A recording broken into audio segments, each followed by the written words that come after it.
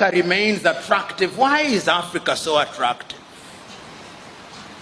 Throughout the ages, it has always been attractive.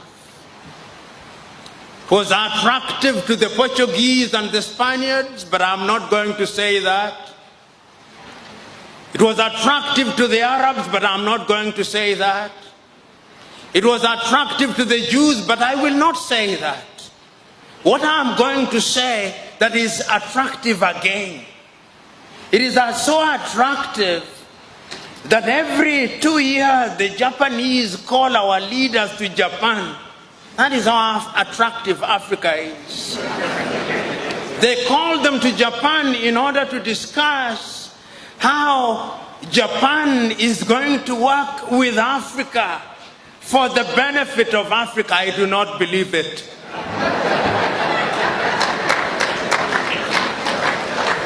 It must be for the benefit of Japan.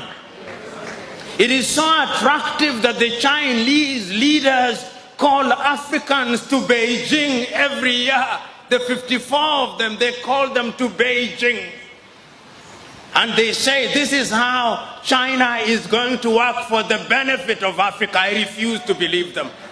It must be that there is something that is being done for the benefit of Beijing. Because if I was Chinese, I would do that which is in my best interest, not in the best interest of Africans.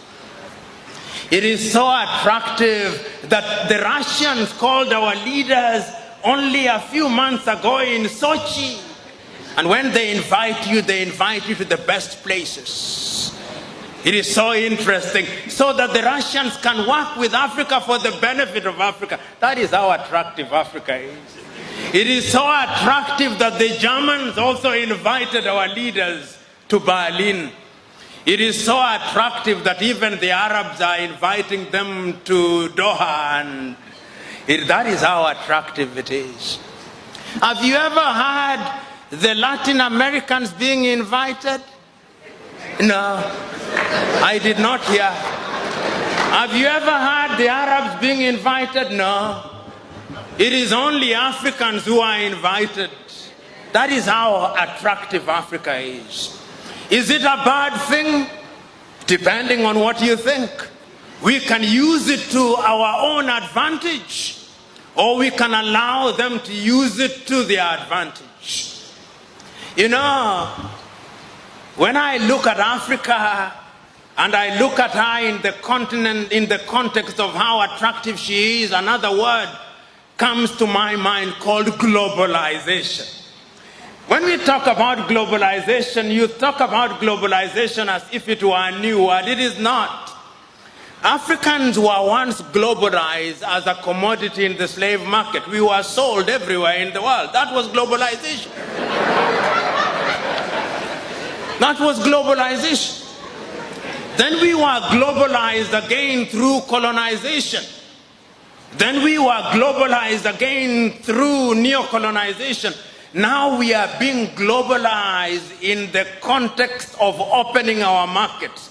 It is Mwalimu Julius Kambarage Nyerere who in one of his many enlightened moments said, when I hear the Europeans saying that we should open our markets in the name of globalization and they say that the rules are the same, I laugh, Mwalimu said. And he said, it is like a boxing match. The rules are the same. But you don't put a heavyweight boxer and a lightweight boxer and say the rules are the same. It is murder.